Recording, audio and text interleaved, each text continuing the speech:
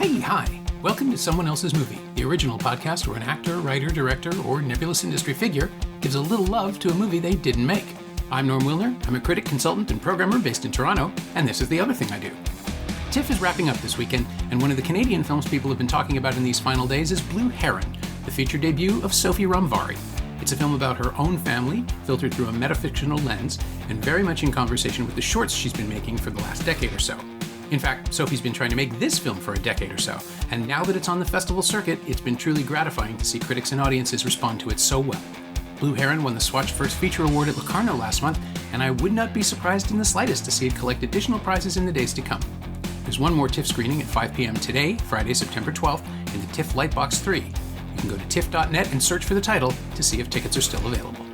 When we recorded the episode you're about to hear in the spring of 2018, Sophie chose Kirsten Johnson's Cameraperson, a 2016 essay film assembled from home movies and set footage from Johnson's decade and a half as a documentary cinematographer, shooting projects like The Invisible War, Citizen 4, Fahrenheit 9/11, and Trapped. Johnson shows us the toll of this undeniably important work, bearing witness to atrocities and abuses of power, both in terms of the trauma and the time it forced her to spend away from her family. It's a graceful, deeply affecting film, produced in an entirely original manner, and it clearly resonated with Sophie on a very personal level. So we talked about it. This is Someone Else's Movie. It was the first quote-unquote documentary that I'd seen in a long time that I was really moved by. I've kind of become disenfranchised with the idea of a documentary in the last few years. I think as a filmmaker, thinking about genre and what it means to have a documentary, what it means to have a fiction, especially because I'm starting to work more in a hybrid sense. Yeah. And I think that documentary is through the mainstream of the average person sees documentary as real, and they think it's this is a fact-based thing and I should believe what I'm watching, and a fiction film is the opposite, and there's basically the two different genres, whereas to me a documentary is it's just as fictionalized, because you still have a lens, you still have a camera and a frame, a bias, you're showing people something very specific, and it's just, I find it a little bit dishonest to call something a documentary, I think. Okay. Well, certainly with editing, I mean, anybody who, there are a couple of films at Hot Docs this year where it's just, they're banking on people not knowing how movies are put together. Yes, absolutely. In order to... it's totally relying on the ignorance of an audience, which I think is what I like so much about hybrid and films that call attention to the fact that they are films, is that it's honest, and it's yes, some of this is contrived and some of this is made up, but some of this is a real genuine reaction, or it's coming from a more vulnerable place. And I think that's what I like so much about this film, is that it so calls attention to the fact that there is a camera and there is a person, and it's just so distinctively that. And that's what I loved about it so much, is that it really keeps you always knowing that she's showing you something, and she's showing you because she's choosing to show you.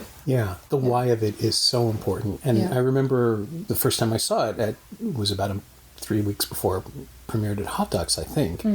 And it was a link, and I was watching it late at night, and I just slowly started to realize that the assemblage was as important to the emotional heft of it as what it is you're seeing. And where pieces come in and how context is formed and all of that. And I remember just feeling so heartened because she trusted that I'd get it, because it's a huge leap to just throw things at an audience without anything other than a date and time. Yes. And just figure that they'll stay focused, that they won't wander off or I mean, I suppose a theatrical film is more likely to be affected because you're trapped in a space with it. Yes. But I've seen docs that drift away after 20 minutes. I'll finish them, but they lose their focus and they're just not as... Yeah, they get their point across in the first 20 minutes, and then you just feel them hammering away at the same point again and again. Yeah, whereas in this one we're getting not just a sense of what she's done as a filmmaker, but a sense of what it's cost her and what she's missed at home, and how, people just suddenly get older, or her father deteriorates a little more, and she does such a good job of talking about time and how you can capture time or how you can't capture time in filmmaking, and it's just fascinating the way that she the question of authorship I think is huge in this film, because she's pulling from footage that she shot for other people's films. And so it's essentially an assemblage of like cutting room floor pieces. Yeah. Like the things that didn't make it into other people's films. But is that, you know, part of their film, or is that part of her film? Is it both? Mm-hmm. And how did she choose to, you know, what the evaluative process is to, I'm keeping this. Mm-hmm. Or the idea that she wanted to include it somehow, even though it didn't make the final cut of, someone else's production. Yeah, or was it something that she just shot while she was on location in those places for herself, but it's still within the context of, like, the film that she was shooting? Right. Because she obviously made her own connections with several of the people, because she's just such an extremely empathetic and vulnerable person. Like, the amount of, like, herself that she puts into these interactions with people is just, like, heartbreaking. She can't. It's interesting that she's so sensitive and sympathetic that she's like crying at every turn. You know, it's like for a woman who's seen so much carnage and heartbreak, she's just. It seems like it never stops affecting her. Yeah, and how do you know when you're pushing too far as a filmmaker, as a documentarian? I mean, I'm always hearing people talk about getting too close or getting too involved. But how do you not do that, right? Yes. I mean, there's an honesty to this film in that she's just showing us how these bonds are formed with people that she may never see again, or who may not be alive the next time she's in this region. It's just, absolutely, it's an incredibly psychically exhausting job, above and beyond the potential for physical harm. Yeah, and somehow it all comes through. Like, you just feel it in this film in a way that I didn't necessarily feel it in the films she was shooting. Yeah, that's what's interesting about it, and that's what I was thinking about, what the difference is that a director really can make. And people, I don't think, always think about that, especially with a documentary. People are not thinking as much about the director, I think, because it's sort of like an omnipresent, like, information being funneled at you. Yeah. Well, as you were saying, when you see a documentary, some part of your brain is saying this is real. You're seeing the facts. Yeah, and that's so much of it, of a documentary, is just a form and a style that we've been like brainwashed into thinking is real. Like, if it's shot on like a slightly lesser quality camera, and it's a little bit shaky, that's why, you know, mockumentary and all these things became a thing. But it's a mockumentary and a documentary. Like, how do you draw that line? The difference between them is just they're so similar. Obviously there's scripted, but then there's a lot of documentaries that also have scripted things, and you're cutting things out. So I just think it's more honest when you are pointing out the fact that this is a film, and some of this may, not that a film needs to come with like a disclaimer of like some of this may or may not be real, but I think documentary oftentimes is trying a little bit. It's got a bit of a trickery to it that I don't really love. Well, there are a few films this year at Hot Docs which extensively recreate and restage, and some of them own up to it, and some of them kind of hope you won't be bothered too much. And it always creates a moment where I'm just pushed back a little bit, sort of roll back from the film and think, oh, is this necessary? And there's an Irish film called I, Dolores, which is essentially a dramatic retelling of a woman being interviewed, Dolores Price, who was an IRA operative, and it has actors playing her and her family, and there's even dialogue here and there, and what it does up front is simply say, this is entirely based on her version of events. Yes. So at least it's admitting that it's subjective. Yeah.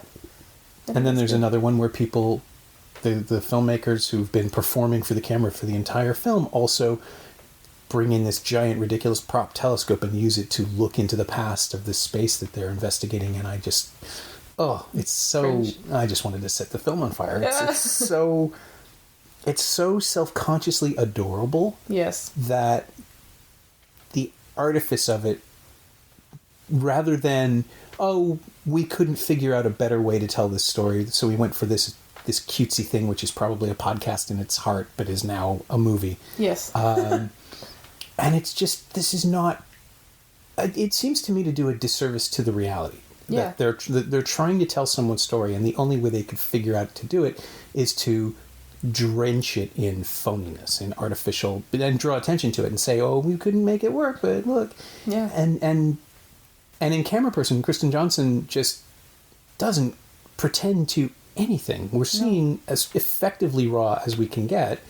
There's no commentary, there's no context. We simply are dropped into these portions of her life that we must interpret and understand. And it's so simple. Mm-hmm. And then the chronology of it makes it so complicated that it's such a different experience from anyone else's movie making. I think so, absolutely. And I think early on there's a shot that really, really sold me was it's a wide of like a sort of an open landscape somewhere in the US of the sky, and it's thunder and lightning, and she's got her camera on a tripod, and you hear the thunder, and then she sneezes and the camera shakes, and you become so aware that there's a person behind this camera.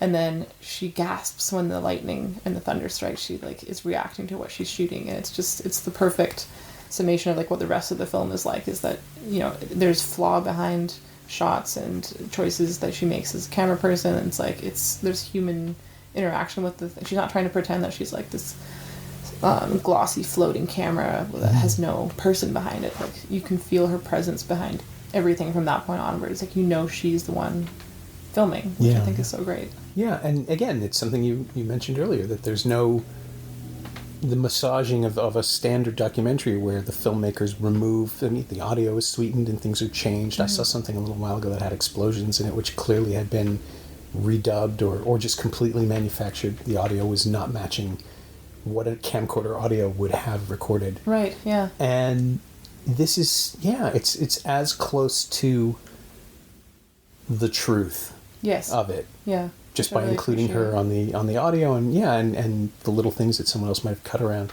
Yeah. We were supposed to. I was supposed to interview her a couple of times. I've never managed to do it, and it's really frustrating because I'd love to know how she figured out that this was even possible. Right. I mean, I saw her do a Q&A at Bloor Cinema, not during Hot Dogs. When they brought it back, right? Yeah. And I was so excited. I had seen it previously, I think, at Doxa. Maybe it was Doxa or VIFF. I saw it in Vancouver. And I wanted to see it again. I saw her and she did the Q&A, and I've never seen a better Q&A. She was so great because she would take questions and she would run down to you with the microphone to like speak to you face to face because she wanted to have a conversation with each person that was asking a question. Oh, wow. Like she would like come down, get the question, then she'd go back up and kind of elaborate to everybody else like what the conversation was that they just had. Like, she's such a person, like a people person. It's like unbelievable. And she's so like ecstatic and like passionate about inspiring other people. And I asked her a question during the Q&A, which was, did you find that making this film helped you deal with some of the trauma that you have either witnessed or faced yourself? Because there's things like seeing her mother slowly deteriorate and things like that. And like, was it helpful for you as a process making this film to process the trauma? And she said absolutely, and that's why she made the film.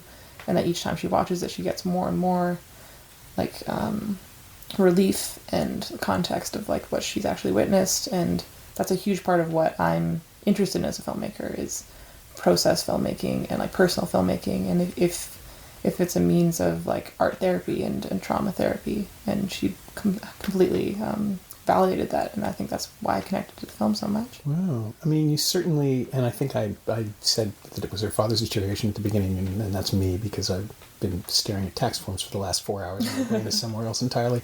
But yeah, no, there's absolutely so much. I mean, she's manufacturing her own catharsis with her mom because we can start to understand. This is what I was talking about earlier, the stuff that's the time that's missing, the things that the way we see her kids just age in between cuts, and we have to deal with that, or her mother looking worse. She's clearly trying to communicate that to us in a shocking way that says that time is passing and we can't control it, which I've always assumed is how memory works, right? People always say, I turned around and I was 60 years old or something like that. And I kind of get it, but film helps us understand just simply through a jump cut so much more powerfully. Yeah, absolutely. And in Cameraperson, the way she moves back and forth in time is really immediate and compelling and piercing. And the whole sense of manufacturing your own catharsis and creating a way to show other people what you feel and how you feel it. That's not what documentary does. That's that's an art film. I think that what's so distinctive, like what you're saying, is she's able to tell her story while also telling other people's stories, while also never exploiting anybody's stories. Yeah. Whereas I think that's a huge issue for me in documentaries. So much of it's like, oh, I found this like really quirky, crazy person that I want to make a film out of because it'll be an interesting story. So I'm just going to use their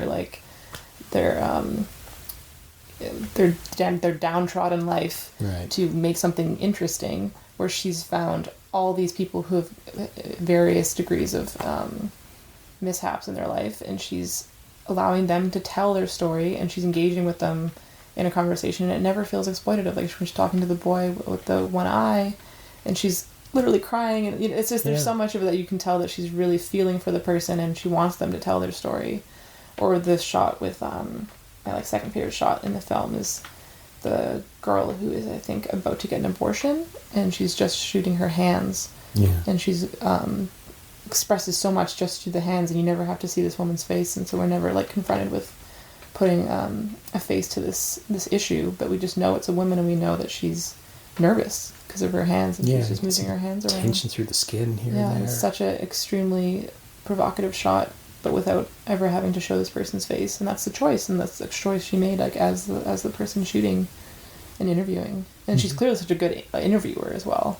Yeah, it really does sort of call into question the concept of direction in documentary too, because if she is holding the camera and doing all of this, but she is not the official director of the film, how, I assume these things are discussed in advance and no one ever puts a thing in a movie that they don't want. Yeah. But it is really something to see her style evolve through time as well, and the way she just holds the camera with her family when she's at home. It's not relaxed necessarily. It's very observational. It's very precise, and when she's talking to people she doesn't know that well, there's a different level of engagement. You can be professional. You can disconnect, but she doesn't.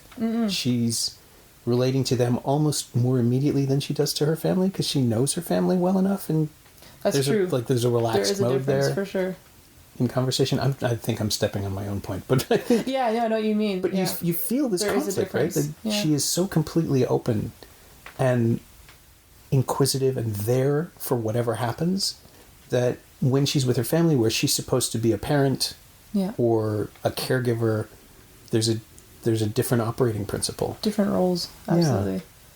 And there's that one family that she goes back to years later.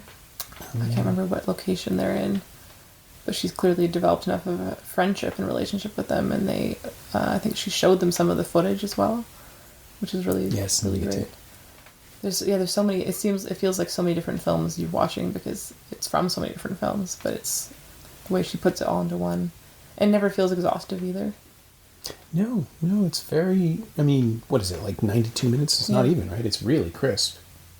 No, it's 102 minutes. I'm bad at this. 102 minutes, yeah. But it's, she's got a wealth of film. It's a quarter century of shooting. I couldn't imagine the editing process. Yeah. And I would have loved to just ask you, do you start by marking stuff at the time? Is there, I can think of favorite memories professionally, but I wasn't running around with a camera and trying to figure out what I'll be doing 10 minutes from now and all of that. It does feel like a life lived completely in the moment. And she's able to roll with anything. But there's all of this accumulated emotion that doesn't release as we're watching it. We just, once we start to figure out how it works, it becomes more involving.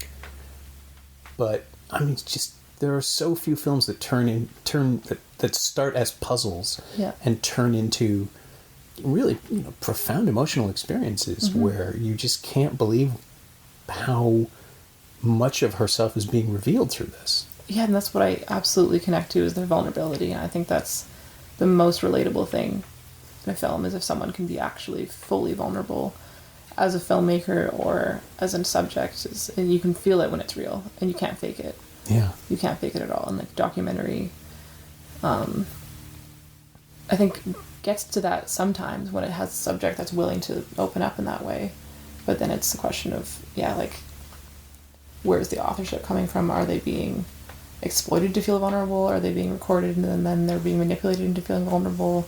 Mm-hmm. But I don't feel that way with her at all. But I think that's what I aim to do in my films is just capture a sense of vulnerability, and that's why I'm so far mostly putting myself in my films, because I'm not ready to put anyone else in that position. Okay. Well, I was going to say that there's a straight line to my mind to Pumpkin Movie, in that it is about people admitting things, confessing things, Mm-hmm. and even though there's a quasi dramatic context in that you're telling other people's stories in some cases, it's about being honest to the camera in a way that a documentary subject is expected to be, but when you are the filmmaker turning it on yourself, there's a different calculus. Yeah, I think part of that comes from like a practical, logical place where I am not a professional actor. Mm-hmm. I don't want to work with a script that I have to memorize, because I don't believe I could deliver a script in the way that a professional actor could. So I try to create, rather than writing a script for the last 3 or 4 films, I've sort of created scenarios for myself and other non-actors to react within, instead of having a script that is multiple takes and trying to have a finite performance. And I think it helps me if I'm going to be in a film to not have to get something very specific across, like a tone. I set to set a scenario and then see what kind of reactions come from it. So for Pumpkin Movie, I collected, I think, 50 stories from different women, and it was a really surprising in how much it affected me, painful process, because a lot of the stories were a lot more extreme than I was wanting to use. The point of this film was more of a catharsis of the everyday reactions and interactions you have with men. Yeah. And a lot of the stories were not going to fit within the context of this, because I wanted to keep it lighter, just to get across this cathartic telling of stories. But I had to sift through a lot of stories that were just really just heartbreaking. And so I asked on Twitter, and I asked just a lot of my friends, but I asked a lot of women who I didn't even know on Twitter. I just did an open call, so I just got messages and messages. So the script was essentially just Twitter DMs that I had written down into a notebook. And then I asked my friend Leah, who plays the other part, to do the same. So she collected stories as well. And then we sat down. I came up with this idea 3 days before we shot the film. And I was watching another film, and I was it just kind of whirled into my head very quickly. And then I told my DP, I was can we shoot this film? Do you have time? Because I was actually back for VIFF with another film, and he lives in Vancouver, my DP. So we just got together very quickly. I bought 2 pumpkins, and then we sat down, and the way we shot it was I was on camera, but she was actually in Halifax. On Skype. Mm. And she barely knew what I was trying to do. I just called her. I was can you have a Skype conversation with me and find these stories? And that's essentially as much as I told her. She understands sort of the way I work. And then so I had my stories, she had her stories, but we had not swapped stories before shooting. Okay. And so I set up, on my end, a wide camera and a closer camera of myself, and screen recorded my side, and she screen recorded her side. So there was essentially 4 angles being shot simultaneously, like television. Right. And we shot for 1 hour of a conversation, and we just let it flow naturally. I knew I wanted a beginning and an end, so I entered the frame and I exited the frame. But that was it in terms of a framing device.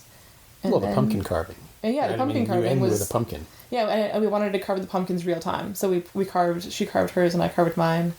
But the way that the vulnerability comes across and the realistic nature of it is that we're just actually having the conversation. And I don't know what stories she's going to tell me.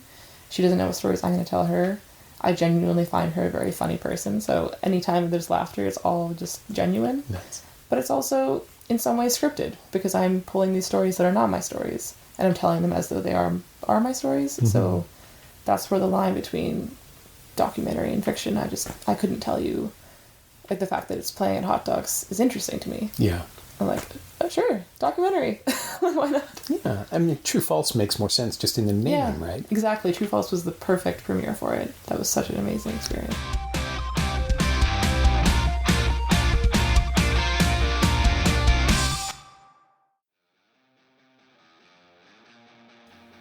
Hey, it's Norm, interrupting my own show to bring you up to speed on Shiny Things, my newsletter about physical media, culture, and the odd streaming project.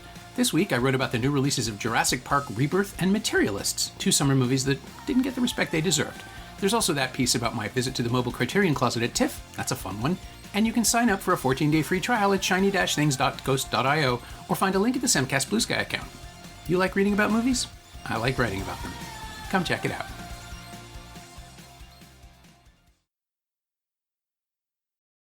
I know your work, so I guess I was expecting a level of artifice or stylistic detachment. But watching it, it was just amazing how quickly I fell into it. And it's only 10 minutes long, but its escalations are so simple and so direct that it starts off with sort of a simpler story, and then things grow more complex. And it plays with the audience expectation of, I guess, as you said before we started rolling, it's essentially a horror film that someone could smash the door down at any moment, and the framing is such that there's enough space that I was trying to figure out if you were going to go all the way for that. But then just to have unresolved tension, it's actually more disturbing. Right. To have nothing come of it. Yeah. That's obviously conveys the sense of mind, the state of mind that people live in when they feel that they're under constant, I don't want to overstep, but there's the tension of what could happen at any moment versus having to learn to live with that constant threat and tension. Yeah, right? I think a lot of it was just trying to get across the point that these are normal, everyday occurrences, and that in itself is scary. Yeah. It's like, these are things that women are experiencing on a daily basis, and I tried to get across that I was writing them in a notebook. I'd written the stories in a notebook, but the character in the film, I wanted it to be that she'd been keeping track in a notebook, right, because otherwise you literally forget.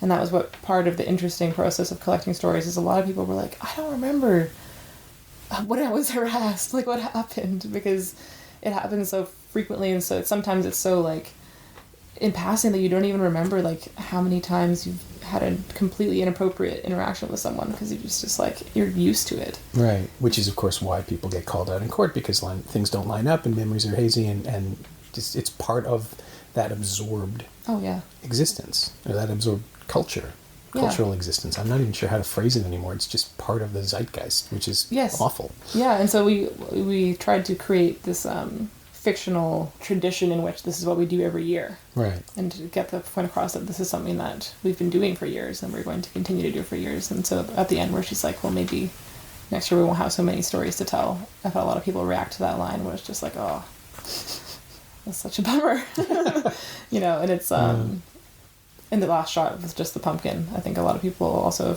were resonating. Like I've had a lot of people really react to that shot, which is just finding it to be very haunting, I think, because it's this like this face. And I guess a lot of people were like talking about why pumpkins and like what that means as like a metaphor, and just like how it is in and of itself is kind of a feminist act of like carving the pumpkin. Oh, absolutely. And gutting it and pulling the guts out, and how I think most people would associate a jack-o'-lantern with being a man's head rather than a woman's head. I don't know why that would be, but it would be. His name is Jack? Yeah, jack-o'-lantern, that's true. Yeah.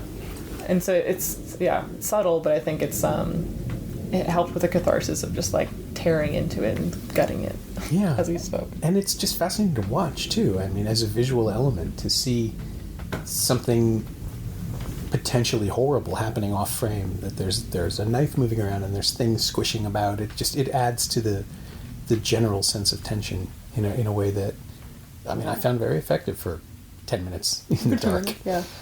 I think one of the best parts of showing it at True False, because that was the first time I saw it with an audience, because it was really meant to be an online film. So the fact that it's being seen by audiences now has been such a reward, is people were laughing so much. People thought it was quite funny, and I've never tried to make a comedy before. It was never really something I knew I would ever want to do, but I can see now why like people would want to. It's such a reward to have the immediate reaction of laughter. Yeah, because people are really engaging with like the uncomfortableness, but also the catharsis that I think the characters are also going through. Because what can you do? That was a big part of what I wanted to get across. Is like, you can share the stories, you can acknowledge them, and then a lot of women, just you have to laugh it off, and that's all you can really do with those mundane interactions and then try and be aware that they're happening and acknowledge them and then just be there for each other. And that's really like the crux of a lot of like female friendships.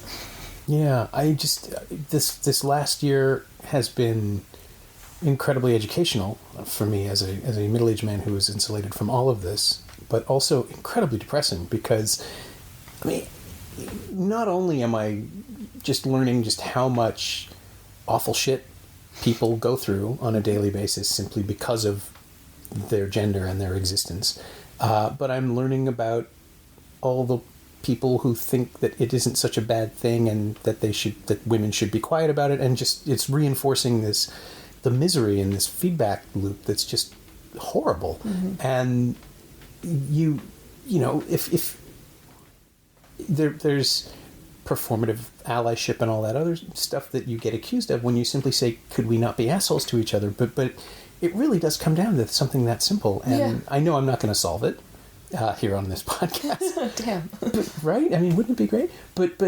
it's been so crushing, I think is the word, to realize that people have internalized this level of armor and protection, and that it's been a necessity. Mm-hmm. And then to see something, you know, to go back and look at Cameraperson, where her entire purpose is to not have armor in every situation she's in, and simply take in whatever's there. It's got to be like a physical skill, like a muscle that you can develop. Yes, to do that as a filmmaker. Yeah. Right, to allow yourself empathy in a world that is so hell bent on denying you yours. That's interesting. Yeah. I think a film like this, directed by a man, would be really different. Absolutely. I suspect there wouldn't be as much family stuff. I think the conversations with the interview subjects would be different. The idea of perspective and the fact that she's called it Cameraperson is really haunting. You know? Yeah, I think her perspective, coming from, as a female director, it's hard to say what it would be like as a male director, but I just don't think that a male director would maybe think to make it. Yeah, it's maybe the difference, like to show what it's like to be a documentary camera person, and what's the amount of emotional engagement, and maybe there wouldn't be as much emotional engagement. Like it's hard to say, but it would be more battle footage. Yeah, battle footage. Like, I got through this. It's cool. Yeah, I mean, with the documentary, it's like there's that age-old question of like, how much do you engage? How much can you help or not help? Like that, the famous shot of the baby dying with the vulture, the journalist. Do you watch? Do you help? Right. And she helps, and she wants to help, and she's gone back to these people, and she's developed relationships with these people, and that's what makes her as a person so special. But then her as a filmmaker, and as a camera person, so special. And at the cost of our own relationships. And, you know, you can feel the evaluation in the editing room somehow. Like, look at how much time you're losing when you're away for weeks or months at a time, and the changes. I just keep coming back to it because it's a motif that I found really powerful. Mm-hmm. You're seeing less, like, to see less of your mother, physically and mentally. Yeah. Every time. Yeah. What does that do to someone? How do you make it right with yourself? And the answer, obviously, is that she showed it, that she shared it. Yeah, and I think that's what's so special about the medium of filmmaking, is that you have the ability to, like, share those experiences with people, and you're bound to find people who can relate to whatever experience it is that you're going through. I think that's what's so special about filmmaking and films for me, where I've been able to relate to them. Or, you know, you see someone experiencing something similar and you're like, oh, I thought no one else had ever been through that, or like, how are they dealing with it? And that's what's so evocative of films that show the vulnerability, because then you can really feel what you've been through and what they've been through, and you connect. So like when you see someone do a Q&A like that, you're like, you really feel like you know them, and you know them so well, and they don't know you, but you know them. Right. But that's sort of what I would like to do, and I'm trying to do with films. So far just on a short scale, but films that people can relate to in their own, like I try to leave enough space for people to impart their own experiences, where also trying to really show a piece of myself, so that there's enough to take away, but there's not like such a closed door experience. Like I want there to be some sort of open-endedness so that people can impart their own experiences. Like my first short film that I made outside of film school it's called Nine Behind, and it's all a phone conversation between a young girl who's essentially myself, but not played by myself.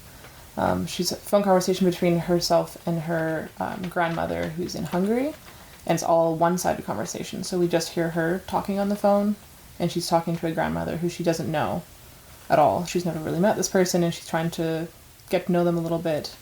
And the way I did it, it's sort of, you only hear her side of the story, and then I've found a lot of people watching the film, they filled in the other conversation with whatever their experience might be with their grandparent. Right.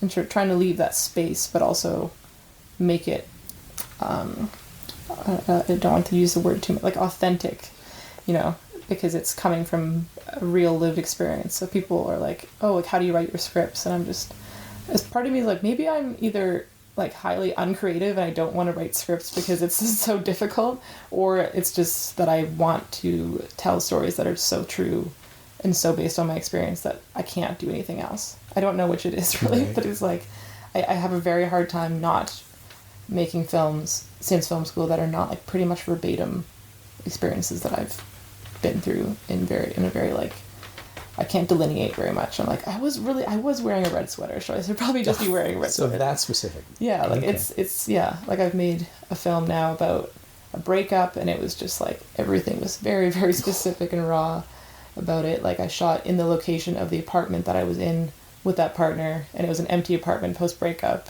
and it was just, I just used the location. I just used everything about it was just literally what I was going through at the time. And people are like, oh, it feels so real. And I'm like, it kind of is.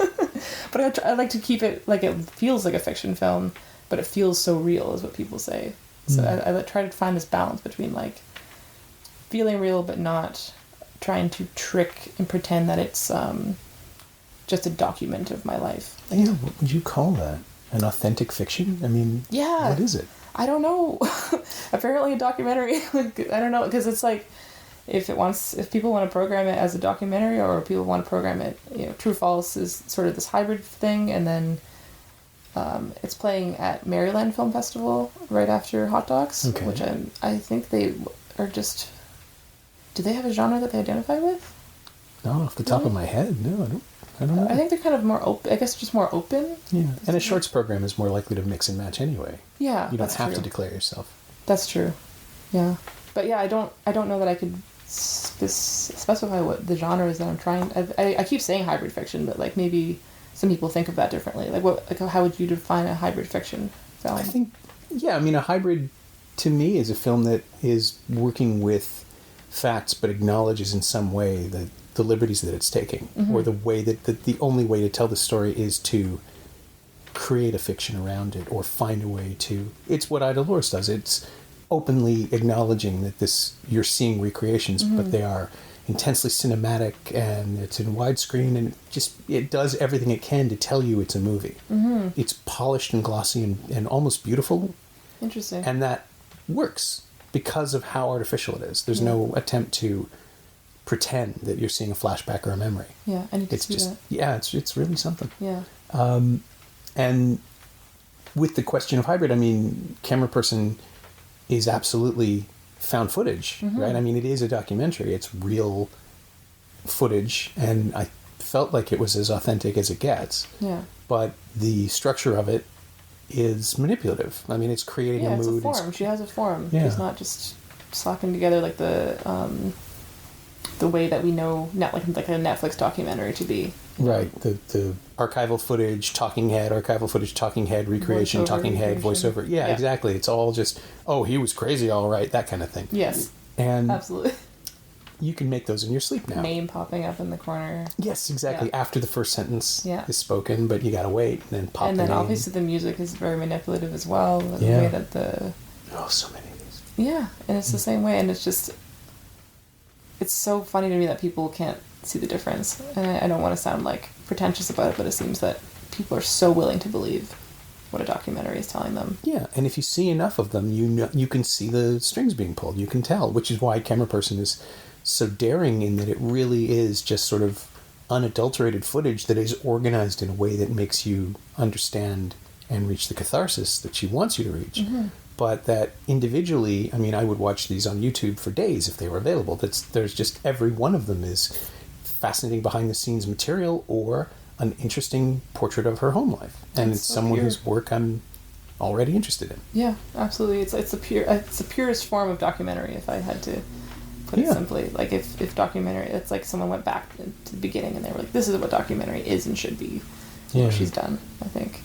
Which I don't really have much of an interest in making a straight documentary, which is what's interesting about now having this film be defined as a documentary in some ways. Mm-hmm. Is I never intended to make a documentary or have it called a documentary, but I think it's happening all over, that people are mixing genres, and like for me, one of the first like more mainstream hybrid fiction films I saw was Kate Plays Christine. Oh sure, yeah. Robert Greene's film, yeah. And just at the time I was just like, oh, interesting. And just like films like that where you're like, oh, that's also a film, and that's also a film, and just different things that you see that you're like, it doesn't have to be a certain way, and you can make it however you want. And for me, it's honestly like the best way as a no budget filmmaker to make films is hybrid, because you're able to use what you have very little, and then you're able to just make that work because you're not trying to create any sort of like extensive production value. Like right. I literally spent $30 on Pumpkin Movie. I bought 2 pumpkins, and that was the budget. Okay. For the film. And I think you can't really do that if you're making a fiction film where you're having to recreate everything. Oh, sure. It's a lot more just money. the lighting package alone, right? To make it look period or cinematic or whatever it is you're doing, plus wardrobe, plus everything else. I mean, Dolores must have cost hundreds of thousands of pounds. It's that kind of thing where people are driving picture cars for some scenes. I will say a huge part of it, though, is my DP, Devin Scott, who I've made 3 of my 4 short films with in Vancouver, is one, always ready to make a film with me with like basically zero context. I'm just like, can you grab your camera and come? Right. And he always says yes.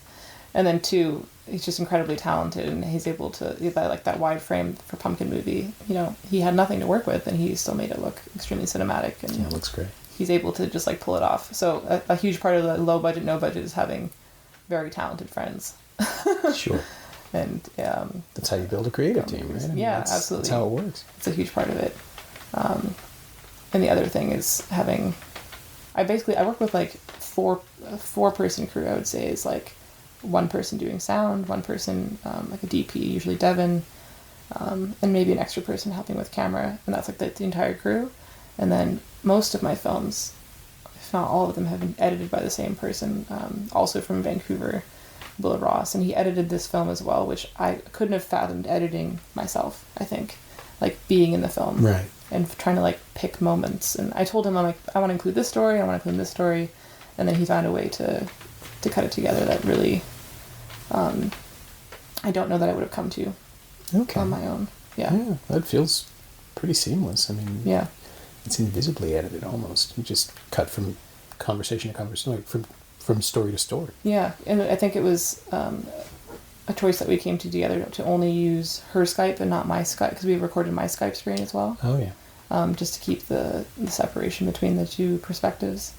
I think it helped my friend Leah, who's on the other side, with her performance, that she didn't feel like she had all these cameras on her. She just felt like she was Skyping me. Right. Because there was no way for her to even see that there was like a crew or anything behind her. Right. So she was able to just react naturally. Yeah. Yeah. Well, and then in terms of hybrid filmmaking, what you're getting is, I mean, technically her Skype window is documentary, right? Like, except that she's telling stories that aren't necessarily hers personally. Yes, exactly. But you get the sense that these stories are being structured towards a larger truth, which is what Cameraperson does, both with Johnson's stories and others that she filmed herself. So I think we kind of already answered the question, but what, if anything, this is how the podcast always ends, what, if anything, of Cameraperson have you borrowed or stolen or incorporated into your own creative DNA?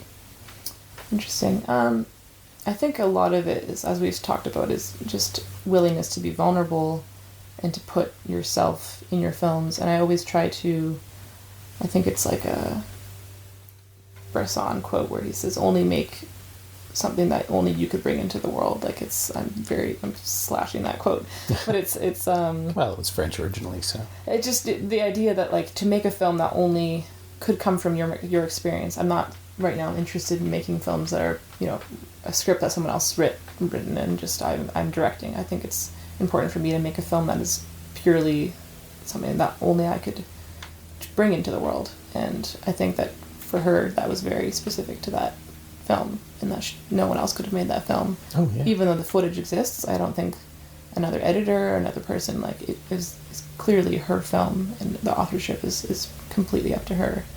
And I think that I find that very inspiring, and I find her incredibly inspiring as a person, the way she goes about the world, but as a filmmaker as well.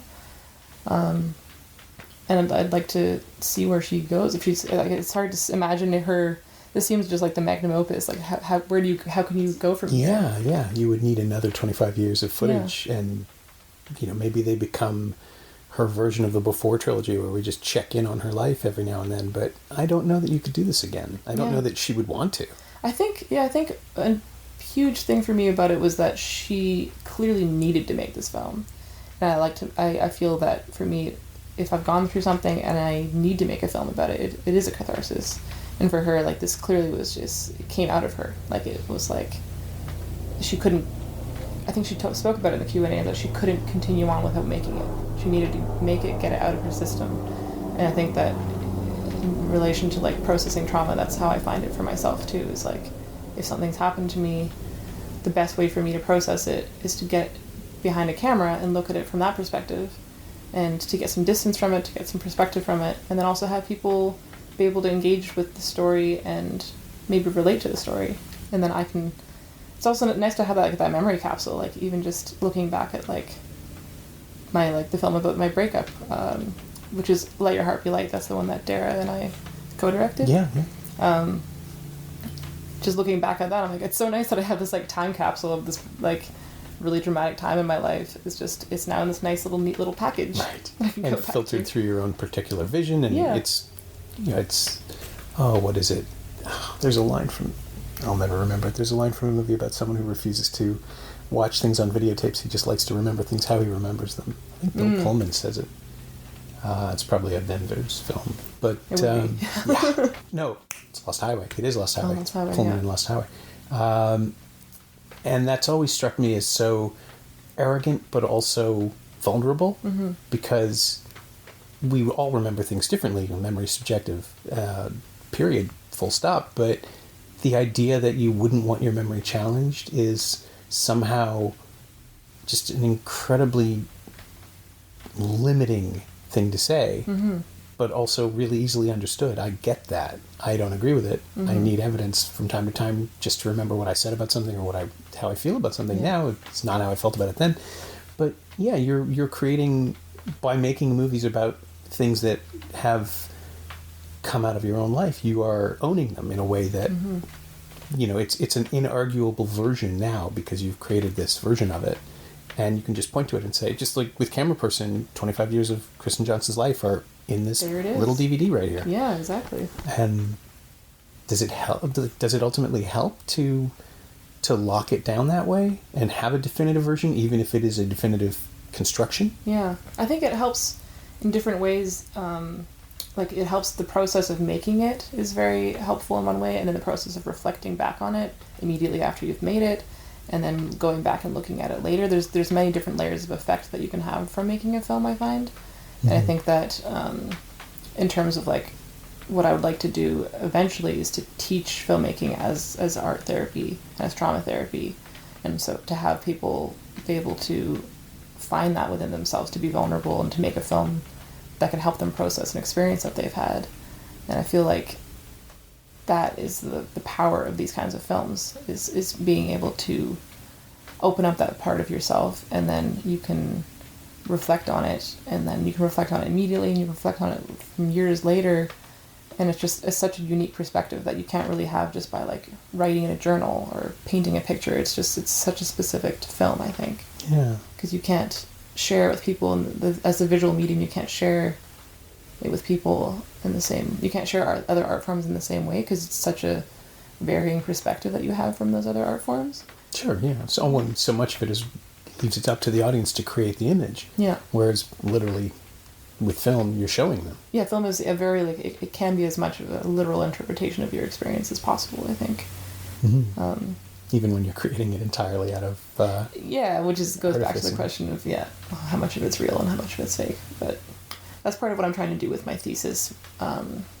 Is I've basically asked the question: is it possible to heal from trauma through the process of making a film? And I'm making a very my most personal film in my MFA right now, very much related to my own family and experiences, and I'm putting myself in that question, and similar to how she's put herself in her film and her family and her experiences, and just how can you allow yourself to process these things, and the same way you do with a therapist and talking about it, this is just another way to acknowledge. I think it's about acknowledgement, acknowledging experiences.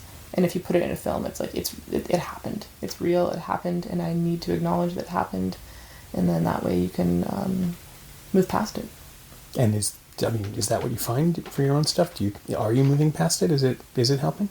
I think absolutely, yeah. And I think moving past it, but also being able to acknowledge something is an experience that you have gone through is a huge part of trauma. Because so much of trauma is suppressed, right? And sure. In this way, you're able to acknowledge it's happening, and then have people acknowledge that you've experienced it as well. I think it's a huge part for me is wanting people to know, and then wanting people to know that other people have been through trauma, and just having other people know that you need to be tender and kind with people because they've been through things. And it's just if you can relate to an experience, then that makes someone feel a little bit better. And I find for sure when I watch a film where I see someone going through something that makes me feel better, in a different way than if you just have a conversation with someone. Yeah. Have you seen the film Manic that came out? Oh, last year, yeah. Last year, which I have become now good friends with Kalina, the director, because we sat down and we just both talked about our experiences, and I found her film. I could do another podcast on her film. I just found it to be extremely relatable and compelling and vulnerable, so vulnerable. Yeah, it really is just almost shocking to watch someone interrogate not only her father but herself and her family's mm-hmm. life, and it's I guess Sarah Polly's Story As We Tell sort of does the same thing. In telling the story of your family, you cannot help but tell the story of who you are. Yes. Because you can't disconnect it. Exactly, and these things shaped you, and so you're confronting. In Manic, it's remarkable. We're watching basically the story of a cult leader who never really got to have a cult. Yes. And instead brought that to his family. Yeah. And left them with the legacy of mental illness and conditioning and sociological tics that maybe wouldn't have existed otherwise. But it was really fascinating. It must be out there somewhere. I'm sure people can find it. Yes, I think... probably on iTunes. I think it's working towards getting some distribution for sure.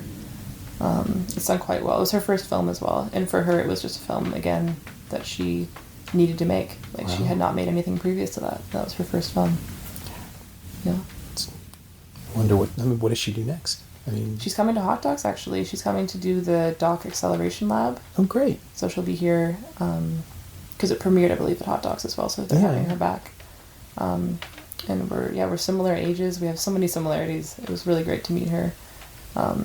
And she's going to be, I think, coming to Pumpkin Movie. Oh, fantastic. As well. All right, yeah. Well, I'll have to grab her for the podcast. Yeah, you should. Yeah, that'd be great. Yeah.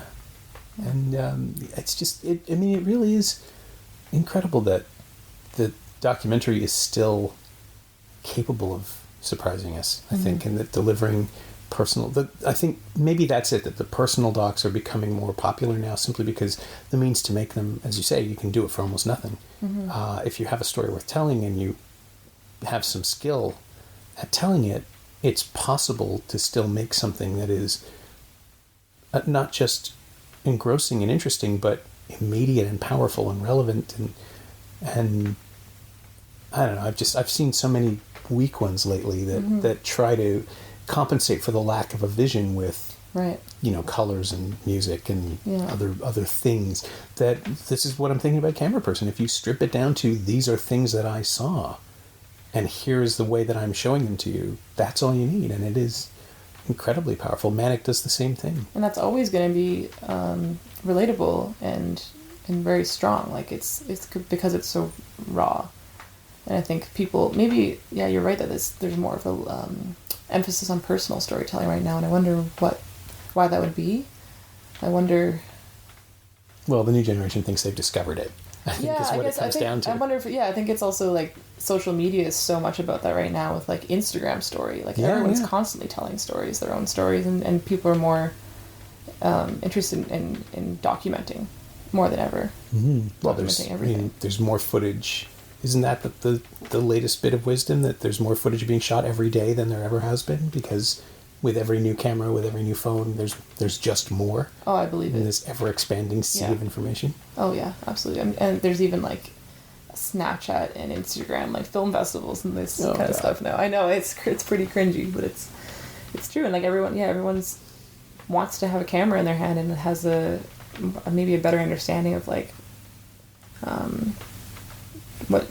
why we document things and why we want to document things, and I don't know.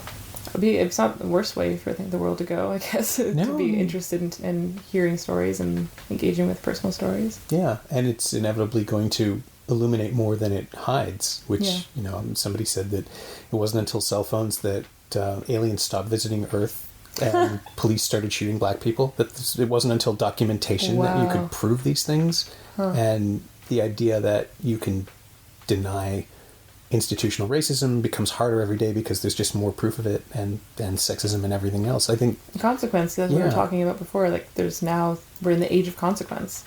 Yeah, here's hoping. Yeah. My thanks to Sophy Romvari, whose debut feature Blue Heron has one more TIFF screening today, Friday, September 12th, at the TIFF Lightbox 3. And if you can't make that one, I'm sure it'll be back. You can find Sophy on Instagram at Sophy Romvari, all one word, and you can find Cameraperson on Blu-ray and DVD in the Criterion Collection. It's also streaming in the Criterion Channel in North America, as well as on HBO Max in the US, and it's available to rent or buy on various VOD services across North America. You can find me on Blue Sky at Norm Wilner, and you can find this podcast there at Semcast, S-E-M-Cast, and on the web at someoneelsesmovie.com. The first year of the show is still available for just $20 at payhip.com/Semcast. That's the first 52 episodes of Someone Else's Movie, 41 of which aren't currently available anywhere else. And check out my newsletter, Shiny Things, at shiny-things.ghost.io. I think you'll enjoy it. Our theme song is by The Last Year. If you like it, or the show in general, please say so. Leave a review wherever you've been listening. Every little bit helps, it truly does. And check out the other shows on the Frequency Podcast Network while you're doing that. Stay safe, watch movies, get the new booster, why don't you? I'll see you next week.